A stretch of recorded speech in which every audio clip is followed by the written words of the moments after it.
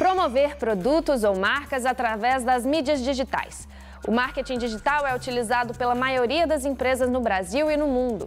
Essa forma de comunicação se popularizou com a massificação do acesso à internet e ocorre por meio de blogs, redes sociais, podcasts, e-mails, sites, entre outros. Apesar de ser uma ferramenta relativamente nova, as primeiras experiências na área ocorreram há mais de 20 anos.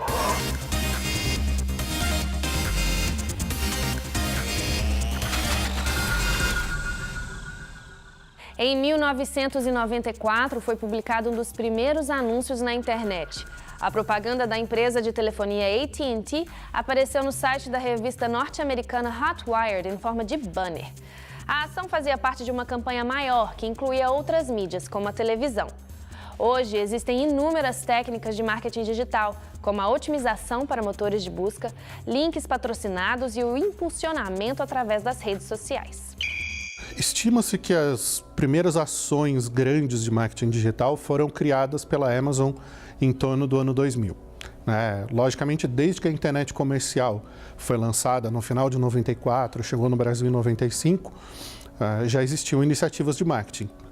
Os sites de busca, anunciava-se, por exemplo, no KD, que foi um clássico, foi o primeiro site de busca brasileiro. O Bradesco registrou o primeiro domínio comercial da internet brasileira ainda em 94. E aí, a partir do momento que uma empresa põe um site no ar, ela tem uma iniciativa de marketing digital. Mas um conjunto estruturado de ações, de um pensamento de marketing, nasceu ali depois do ano 2000, daquela crise digital, que na verdade foi uma crise de investimentos e não digital. Então, fazer o seu site aparecer em resultados de busca, investir em links patrocinados. Depois de 2006, com o surgimento das redes sociais, você postar sobre o seu negócio em redes sociais, você divulgar o seu negócio através de e-mail, fazendo e-mail marketing, fazendo inbound marketing, são todas iniciativas chamadas de marketing digital. Marketing é marketing, só que agora a gente tem um outro ambiente onde ele pode acontecer, que é o ambiente digital. Web marketing é aquele que se dá na web, mas o marketing digital ele vai muito além de só web, Ele pode juntar mídias, ele pode misturar mídias, a gente pode fazer ações que sejam transmídias e trafeguem entre uma mídia que a gente já conhece e uma mídia digital. Eu posso ir além das redes sociais, além dos sites que estão na web. Eu posso ter aplicativos, eu posso ter outras aplicações digitais que de alguma forma interajam com o consumidor. Então, o marketing digital é uma coisa muito mais do que o que a gente pensa hoje, porque na verdade as pessoas têm uma visão, minimizam o marketing digital, acham que fazer marketing digital é fazer post no Facebook, por exemplo, e não é, muito mais do que isso. Hoje a gente tem uma grande concentração de audiência ou de atenção das pessoas para diversas ferramentas nos meios digitais, seja redes sociais, seja as ferramentas de busca, sites de notícia, sites de interação entre as pessoas e tal, já tem uma relevância do ponto de vista de audiência, portanto isso automaticamente se transforma numa mídia. E a partir daí você começa a ter marcas interessadas em participarem dessa experiência, de estarem ali junto, colocando a mensagem delas em contato com essas pessoas dentro daquele meio. As empresas elas estão evoluindo, nós estamos falando de investimentos em marketing, em mídia, na casa de 130 bilhões. E em mídia digital ele evoluiu de 2016, que era na casa de 11 bilhões, para 2017 na casa de 14 bilhões, quase 15. E é um crescimento de mais de 20% em um ano. Eu vi uma outra pesquisa que fala que os gestores dessa área pretendem investir, chega de 70% do seu valor de investimento até 2022, isso tudo está migrando muito para a área digital. Mas eu acho que as duas coisas vão conviver. O digital tem essa possibilidade de você, para uma pequena empresa, por exemplo, gastar pouco e obter um resultado efetivo para aquilo que ela precisa, Ela não conseguiria investir numa grande mídia, por exemplo. Então, ela usa o digital como uma forma de existir e potencializar a empresa. Então, a gente tem visto um crescimento muito grande de empresas de e-commerce que nascem já nesse mundo digital. e que só sobrevivem porque precisam dele. Isso não impede que uma empresa possa fazer uma mídia tradicional, muito pelo contrário, é legal também. E é legal como hoje as coisas transitam entre essas mídias. Então, se você hoje for assistir alguma coisa na televisão, você vai ver que em algum momento ele vai falar sobre algum aplicativo, ou sobre alguma coisa que ele está usando fora, ou nas chamadas para aquele programa você vai dizer, acompanhe na rede tal.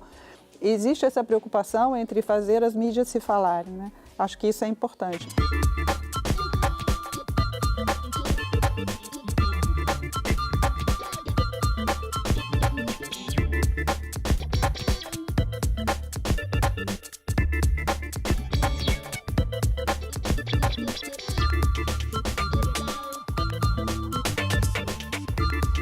A grande vantagem do marketing digital é que ele pode ser muito acessível.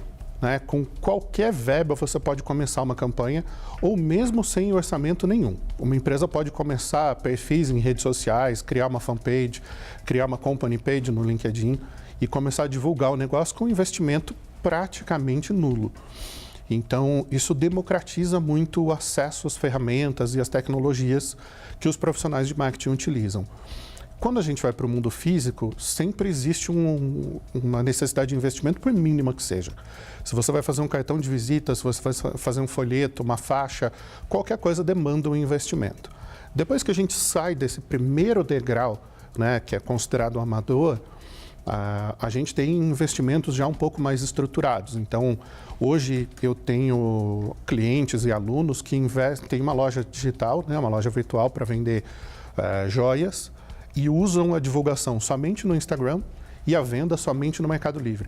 Então, na verdade, ele não tem nenhum canal dele, né? Ele utiliza uma mídia numa rede social, ele utiliza a venda num marketplace e ele não tem nenhum domínio próprio, nem algo dele, e tem um faturamento considerável, um faturamento já de 7 dígitos por ano. Eu, por exemplo, gosto de correr, tenho uma viagem programada agora no começo de novembro, e fui dar uma olhada em tênis de corrida, que eu quero aproveitar a viagem e comprar um tênis de corrida. Isso faz mais ou menos umas 2 semanas que eu comecei a ver isso.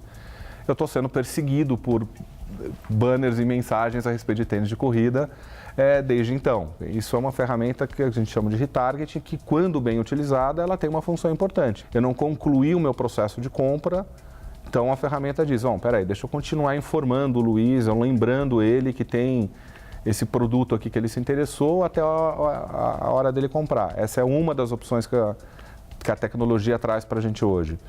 Então, você tem, na verdade, hoje um arsenal de opções do ponto de vista de pontos de contato e um arsenal de soluções tecnológicas que você pode utilizar para melhorar a eficiência da sua mensagem. A gente usa diversas estratégias para trabalhar o marketing digital.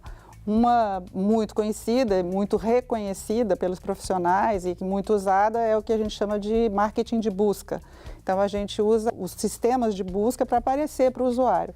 E aí tem uma série de coisas que eu preciso fazer, que o profissional precisa fazer para que o site daquela marca, o lugar onde aquela marca está na web apareça para quem está buscando por algum assunto ou por alguma coisa. Muitas vezes nos cursos os alunos vêm perguntar o que é o básico que eles deveriam fazer.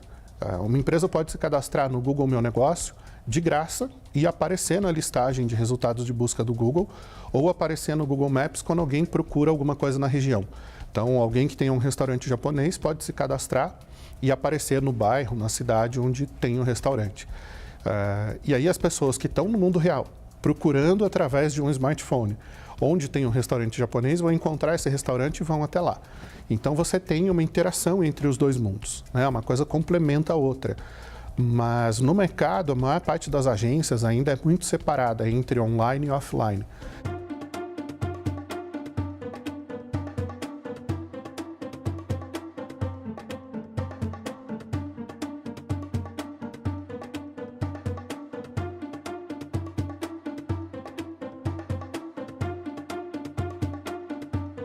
uma coisa legal no marketing digital é que você consegue saber a efetividade daquilo que você está fazendo.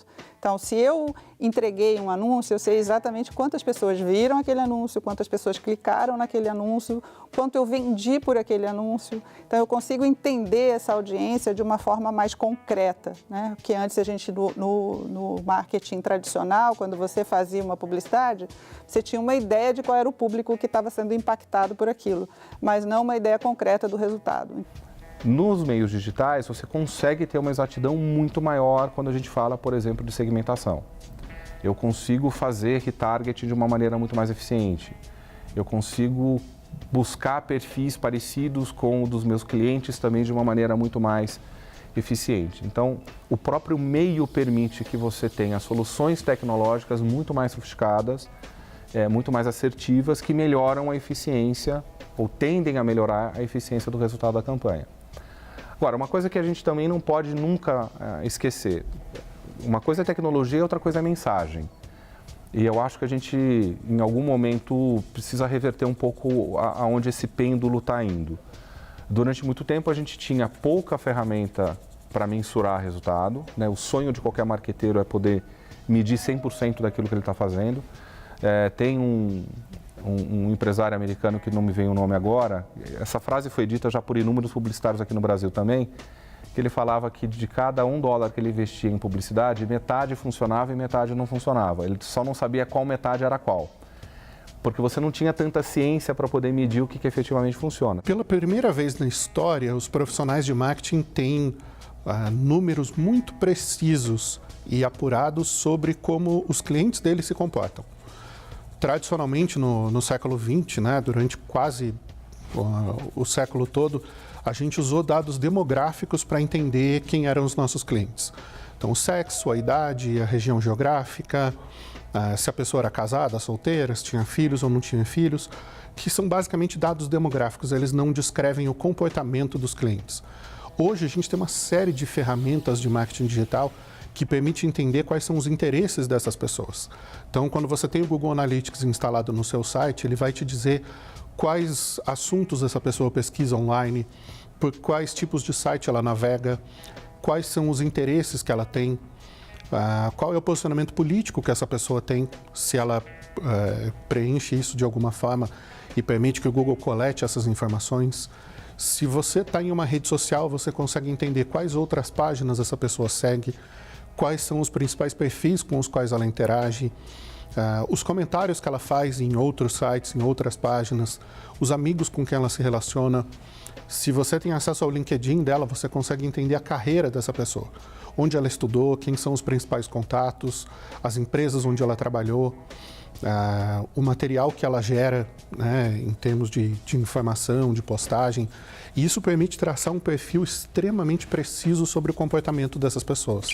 Geralmente eu fico mexendo no Facebook ou Instagram. No Instagram tem muita propaganda. Você visitou uma loja virtual há pouco tempo e aparece no seu Facebook aquilo te induzindo. Eventualmente vem uma promoção e eu acabo comprando. Eu acho até melhor porque se eu estou procurando alguma coisa, acaba aparecendo coisas e pode até acabar aparecendo coisas com preço mais acessível. A gente vai atrás do conteúdo para assistir o vídeo e a gente acaba chegando e deparando com várias propagandas diferentes de coisas que a gente não quer ver. Você se sente invasivo, assim, nossa, eles estão sabendo tudo que eu estou visitando, os produtos que visito, ou até os meus gostos. Isso é incômodo, parece que tem alguém espionando, né? Uma informação, quando é pessoal, eu acho que é muito mais invasivo. Pouca parcela dos adolescentes hoje em dia tem contato muito forte assim, com a televisão, do mesmo jeito que eles têm com a internet. Então, eu acho que é bem mais efetivo. Talvez ele seja mais efetivo, mas por uma função diferente.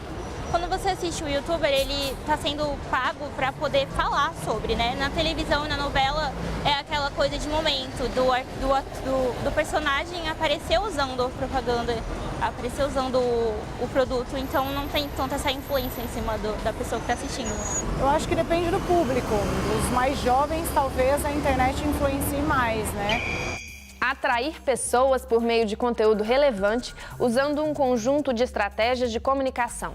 O chamado inbound marketing, ou marketing de atração, o branded content e o marketing de conteúdo são soluções criativas que quebram o paradigma da interrupção da publicidade tradicional e propõem uma nova relação com o público. Eu falo que marketing digital é meio que psicologia na veia, né? Porque você tem que entender o que o público está querendo, né? Interagir com ele sem deixar de ser você, porque a marca precisa ter uma personalidade. Responder aquilo que ele está te perguntando, porque as pessoas hoje elas querem co-criar um produto, elas querem dar opinião naquilo que você está fazendo. Elas vão dizer para você se isso é bom ou se isso é ruim. Né? Então eu preciso aprender a medir, a conversar, a responder, a estar presente. Antes, quando eu via um anúncio na televisão, eu não tinha a possibilidade de interagir com a empresa através daquele meio. Hoje, quando eu vejo um banner ou uma ação de content marketing ou um post numa rede social, eu tenho toda a possibilidade do mundo de interagir com aquilo, de questionar, de criticar, de elogiar, de distribuir. Nós viramos meios de comunicação, todo mundo é uma mídia. Antes a gente vivia um processo que é chamado de assimetria de informação. Um lado tinha muita informação e o outro tinha pouco, então a balança ficava desequilibrada. Hoje, com o acesso facilitado e democratizado, essa balança é muito mais equilibrada. Ainda que muitos consumidores não façam uso disso, as novas gerações têm sido cada vez mais conscientes e mais críticas no consumo de produtos. No consumo de refrigerantes, no consumo de cigarro, na compra de carros, no financiamento de imóveis, no uso do sistema bancário. Então elas questionam muito mais porque elas têm acesso à informação que antes não existia.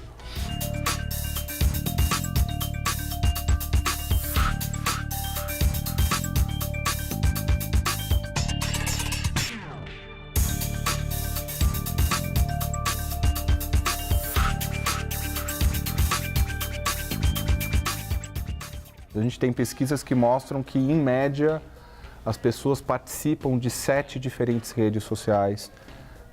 Isso é uma média mundial, eu não tenho o dado específico do Brasil. E cada uma delas tem um papel. Eu não deveria, por exemplo, colocar no meu LinkedIn tudo que eu faço, tudo que eu coloco no Facebook. Porque o papel do LinkedIn é ser uma plataforma muito mais voltada para o mercado profissional, muito mais voltada para questões de trabalho. Então eu preciso, como marca, tomar cuidado com isso, para respeitar o ambiente onde eu estou inserindo a minha marca. E para cada uma delas tem uma estratégia totalmente diferente. As redes sociais têm perfis diferentes de acordo com o cliente, com o consumidor. Quando a gente fala de uma rede social como o Instagram, por exemplo, ele é muito visual. E o Facebook acaba sendo a rede social mais democrática, é a maior no Brasil, é a mais utilizada, é aquela onde as pessoas passam mais horas. E lá dentro você tem diversos perfis. Vai funcionar muito menos ali o B2B, né, o relacionamento empresa-cliente, mas funciona muito um relacionamento emocional com as marcas. Então, a hora que a gente vê as empresas que têm resultado lá dentro, são aquelas que têm um apelo mais emocional. Teve um estudo recente até nos Estados Unidos que mostra assim, os jovens, né, o adolescente hoje, ele está fugindo do Facebook, por exemplo, está indo para uma rede, usa o Facebook para falar com a avó, né? Virou uma rede de pessoas mais velhas, então ele prefere outro tipo de conversa, outro tipo de rede onde ele se mostra diferente. Então não dá para eu achar que eu vou fazer um anúncio no Facebook e ele vai funcionar igual em outra rede. A gente precisa pensar na estratégia para cada rede.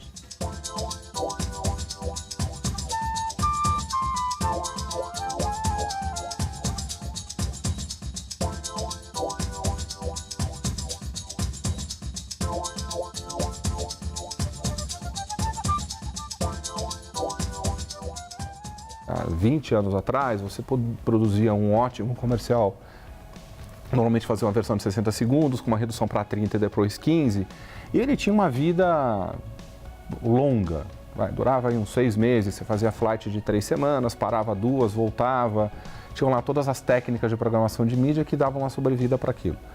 Quando a gente fala de conteúdo para plataformas digitais, a gente precisa pensar numa escala muito maior de produção, porque esse conteúdo ele envelhece muito rápido.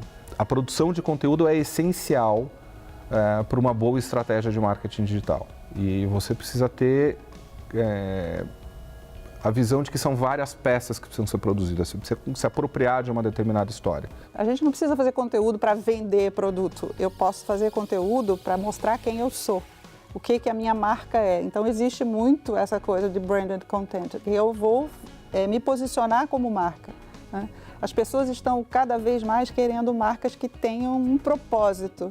Então, a marca, quando ela produz um conteúdo específico para contar alguma coisa, o jeito de ser daquela marca, ela está mostrando com que propósito ela está no mundo, e as pessoas consomem esse conteúdo. Quem criou o termo branded content foi a BMW em 2001, quando ela lançou uma série de filmes chamado BMW Films, né? Eles eram estrelados pelo Clive Owen, que era sempre o motorista, e eles chamaram 6 diretores famosos à época, né? O González Iñárritu, o Ang Lee, o Guy Ritchie, que na época era marido da Madonna, para que fizessem filmes curtos em que um BMW fosse um coadjuvante. E aí não se falava sobre o produto. Porque BMW é bom, porque é o melhor carro e coisa e tal. Contava-se uma história e o carro fazia parte da história, né? E aí o storytelling ganhou uma escala muito grande dentro do marketing. Hoje em dia, as empresas usam esse tipo de estratégia criando conteúdo em diversos formatos.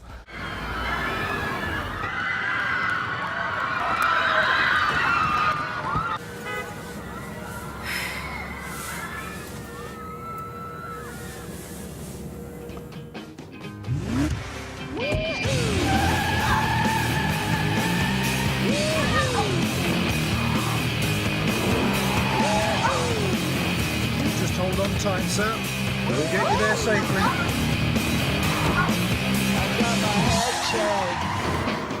O inbound marketing é a maneira de você trazer consumidor para ter contato com a tua marca. Então, aí você tem inúmeras ações que você pode fazer para gerar lead, para gerar interação dessas pessoas. Que aí é outra grande vantagem que eu vejo nos meios digitais, que é você poder trabalhar cada uma das etapas do seu funil de conversão de uma maneira muito clara e estruturada. Quando eu vou fazer o que a gente chama de inbound marketing, quer dizer, eu vou mandar coisas para essa pessoa, para que conteúdos que sejam relevantes para aquele processo ou para aquele momento que ela está vivendo, eu faço marketing de conteúdo. Eu gero conteúdo e envio para essa pessoa, né? Ou deixo disponível em algum lugar onde ela vai baixar aquele conteúdo, ela vai interagir com aquele conteúdo.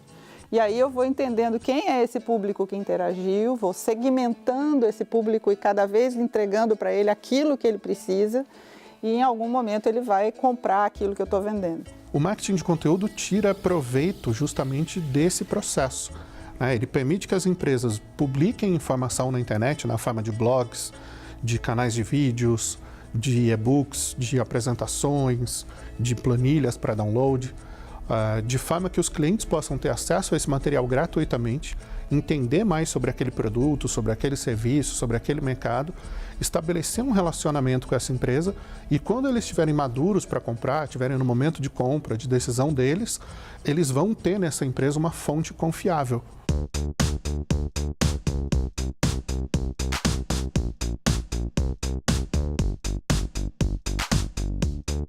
O crescimento é indiscutível. Se você pegar todas as curvas de todos os institutos que medem o meio digital, seja audiência, seja investimento publicitário, a curva é ascendente e isso vai continuar por muitos e muitos anos, eu não tenho a menor dúvida disso. Eu acho que o grande desafio é justamente entender o quanto que essa quantidade de tecnologia que está disponível hoje, que nem sempre é muito fácil de entender e de implementar de imediato, o quanto isso pode trazer de benefício para a marca, porque melhora a eficiência, melhora a qualidade da interação com o usuário, etc. E, fundamentalmente, aí fugindo completamente da questão de tecnologia, a mensagem. A gente precisa resgatar a qualidade da mensagem publicitária, que sempre foi uma característica muito forte da propaganda brasileira. Todo o marketing vai se modificar, né? Já está se modificando. A tendência é que a gente tenha cada vez mais coisas no digital. Mas tem uma questão que aparece aqui, que é a questão da confidencialidade dos seus dados, né? que é uma questão ética que a gente vai ter que lidar. Em algum momento já estamos lidando, né? A União Europeia já criou uma legislação específica para esse tratamento do que é sua informação que está na web. Desse marketing não se tornar uma coisa invasiva demais e de repente, ter uma reversão nessa coisa digital.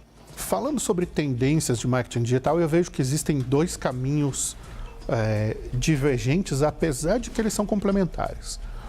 Algumas empresas apostam muito na tendência da automação de marketing, de automatizar tudo quanto for possível automatizar dentro do marketing. E de um outro lado, existe uma tendência de humanização do atendimento, humanização do relacionamento e da colocação de mais seres humanos em relacionamento, em contato direto com os clientes. O marketing digital apresenta inúmeras vantagens, como a possibilidade de segmentação do público-alvo, alcance global, resultados instantâneos, investimentos mais baixos e uma análise mais apurada de sua eficácia. Além disso, o ambiente digital permite a exploração de recursos multimediáticos e uma interatividade maior com o público.